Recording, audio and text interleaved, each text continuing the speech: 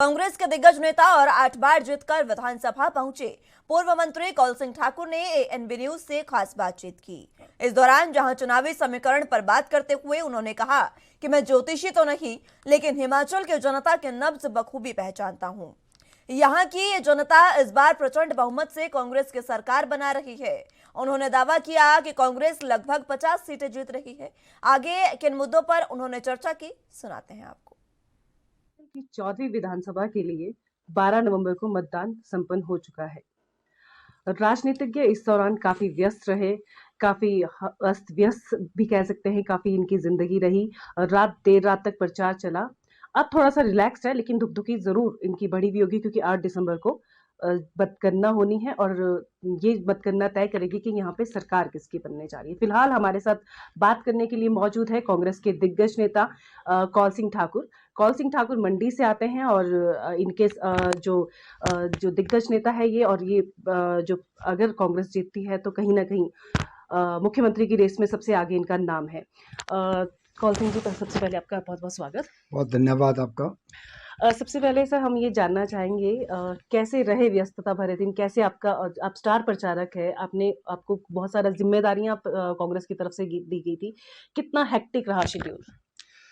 बहुत hectic schedule रहा और अब की बार ज़्यादा रिलैक्स्ड रहे हम, कोई टेंशन में नहीं रहे, क्योंकि लोगों का मूड जो है कांग्रेस के हक में था और भारतीय जनता पार्टी की सरकार के खिलाफ था। सबसे बड़ा मुद्दा महंगाई का था। आम आदमी और गरीब मध्यम वर्ग महंगाई से मतलब परेशान था। और जयराम सरकार के जो 5 साल रहे हैं उसके कुशासन से हिमाचल की जनता हताश थी, मायूस थी, निराश थी। उन्हें कोई काम नहीं किया। और दूसरा, हिमाचल में सभी वर्ग जयराम सरकार से नाराज थे। चाहे कर्मचारियों की बात हो जो बहुत बड़ा योगदान देते हैं चुनाव में, चाहे किसानों की बात हो, चाहे बागवानों की बात हो, बागवान भी हड़ताल पे आए, सड़कों पे उतरे। चाहे हमारे ओपीएस के लोग थे, उनको जो है उनसे ठीक तरीके से बात नहीं की। और जयराम जी ने विधानसभा में यहाँ तक कहा कि ओपीएस अगर पेंशन लेनी हो तो कर्मचारी इस्तीफा दिए और विधानसभा का चुनाव लड़े। इससे वो बहुत आहत हुए हैं और हमें भी बड़ा बुरा लगा। और इसी तरह भ्रष्टाचार इस सरकार में चरम सीमा पर रहा है और कुछ विभागों में तो भ्रष्टाचार इतना ज़्यादा हुआ है जिसकी हमने जो है एक चार्जशीट भी है जी दी है भाजपा के खिलाफ। और सरकार आने पर उस पर बाकायदा हम छानबीन करेंगे और जो भी दोषी पाया जाएगा उनको सजा जरूर देंगे। और हमारी चार्जशीट जो है वेल डॉक्यूमेंटेड चार्जशीट है। सिर्फ चार्जशीट के लिए आरोप हमने नहीं लगाए। और दूसरा था, विकास के काम सारे हिमाचल प्रदेश में ठप थे और मंडी जिला में सिर्फ 2 चुनाव क्षेत्रों में विकास हुआ है। बाकी 8 चुनाव क्षेत्र पूरी तरह नजरअंदाज किए गए हैं। एक मुख्यमंत्री का सराज चुनाव क्षेत्र और दूसरा जो है धर्मपुर, जो नंबर 2 का और सबसे भ्रष्ट मंत्री जिसके खिलाफ काफ़ी आरोप है, उनका चुनाव क्षेत्र धर्मपुर। इन 2 में विकास हुआ, बाकी 8 चुनाव क्षेत्रों में विकास नहीं हुआ। तो लोगों में बहुत एक नाराजगी थी और लोगों ने उस नाराजगी को अपने वोट भाजपा के खिलाफ देकर के जो है प्रदर्शित किया है। इस बार कांग्रेस अगर सत्ता में आती है, आपको क्या लगता है कितनी सीट्स जीत कर आएगी? क्या प्रचंड बहुमत आएगा या फिर आपको लगता है कि कांग्रेस को निर्दलियों का सहारा लेना पड़ेगा? वैसे मैं जोशी तो नहीं हूँ, लेकिन हिमाचल के लोगों की नब्ज को पहचानता हूँ और हिमाचल प्रदेश का मैंने पहले दौरा भी किया है, चुनाव से पहले भी दौरा किया है। हिमाचल के लोग जो है, हिमाचल के मतदाता जयराम सरकार से बहुत दुखी थे, हताश थे, नाराज थे और वो बदलना चाहते हैं। और मेरे अनुमान के मुताबिक कांग्रेस पार्टी की अब जो चुनाव हुए 45 और 50 सीटों के बीच में आएगी और भारतीय जनता पार्टी जो है 15 और 20 सीटों के बीच में सीमित होकर के रह जाएगी, क्योंकि इस वक्त एंटी इनकम्बेंसी जो है सबसे ज़्यादा स्केल पर थी और लोगों ने उसको प्रदर्शित भी किया है। कहीं न कहीं लगता है कि कांग्रेस ने ठीक टाइम पर मतदाताओं की नब्ज़ पकड़ी, उन्हें क्या चाहिए वो पकड़ा और आने वाला जो ये जो इलेक्शंस है उसको ध्यान में रखते अपना जो गारंटी पत्र था काफ़ी पहले कांग्रेस ने घोषित कर दिया था कि हम ये आपको सरकार आने पर ये चीज़ें देंगे। तो आपको लगा कि कहीं न कहीं लोगों में उस गारंटी का भी कोई इम्पैक्ट रहा? हाँ, निश्चित तौर पे सबसे ज़्यादा हमने कहा पहले गारंटी 10 गारंटी हमने दी। सबसे पहले कहा हम पुरानी पेंशन बहाल करेंगे, ओपीएस को बहाल करेंगे।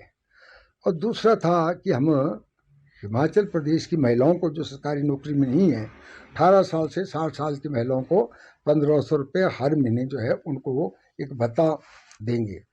और तीसरा था कि हिमाचल प्रदेश में एक साल के अंदर अंदर हम सरकारी जो है 100 नौकरियां, इस वक्त लगभग 1,25,000 नौकरियां खाली पड़ी है, 1 लाख नौकरियों को हम भरेंगे और 5 साल में सरकारी और गैर सरकारी क्षेत्र में 5 लाख नौकरियां हम देने का प्रयास करेंगे, जिसमें उद्योग भी शामिल है और दूसरे आउटसोर्स कर्मचारी भी शामिल है।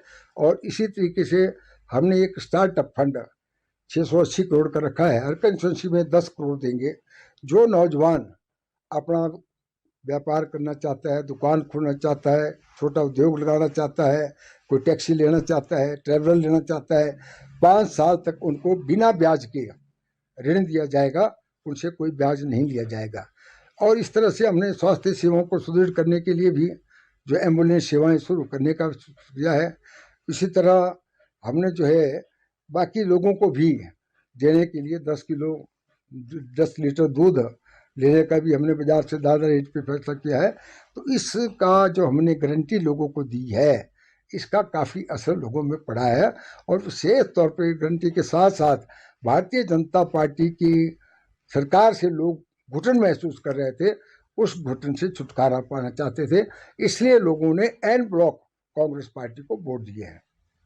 अगर बहुमत मिला तो क्या इस बार भी सीएम मंडी से होंगे?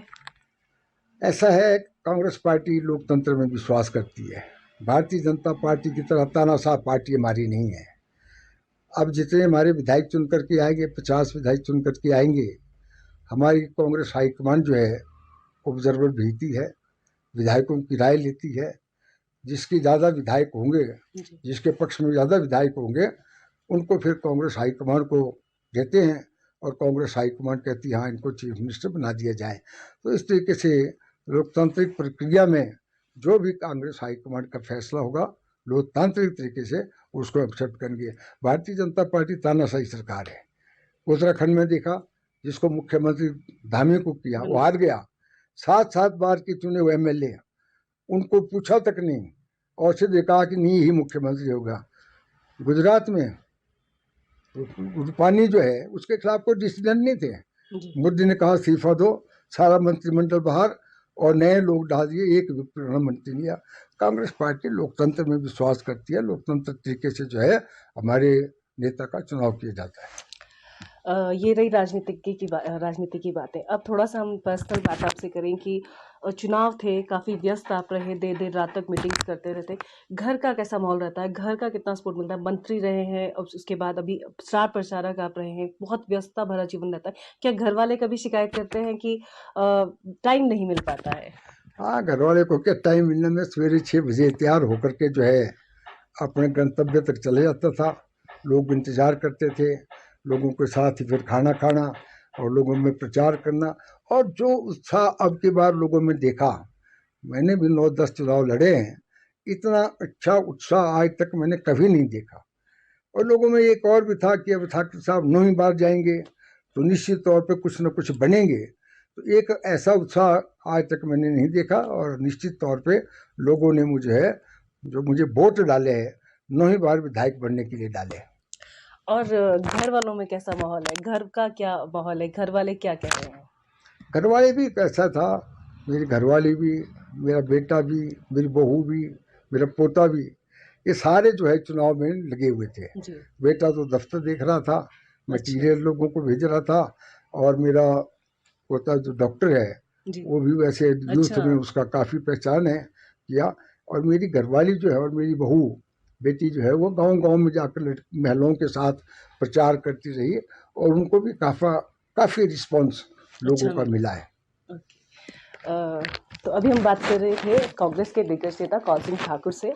मतदान के बाद जो है ये अब शिमला पहुंचे हैं, तो हम इनसे मिले और हमने जाना कि व्यस्तता भरे शेड्यूल में घर वालों का क्या माहौल था। तो हमने जाना कि इनके घर वाले भी इनकी तरह व्यस्त रहे और इनके चुनाव प्रचार में काफ़ी उन्होंने भी अपना जो समय दिया, और उम्मीद यही जताई जा रही है कि जब मतगणना होगी तो जो भी समीकरण बनेंगे तो वो बात की बातें हैं। लेकिन फिलहाल ये काफ़ी उत्साह भरा इनके दिल में माहौल है कि कांग्रेस जो है वो प्रचंड बहुमत से आएगी और सरकार बनाएगी।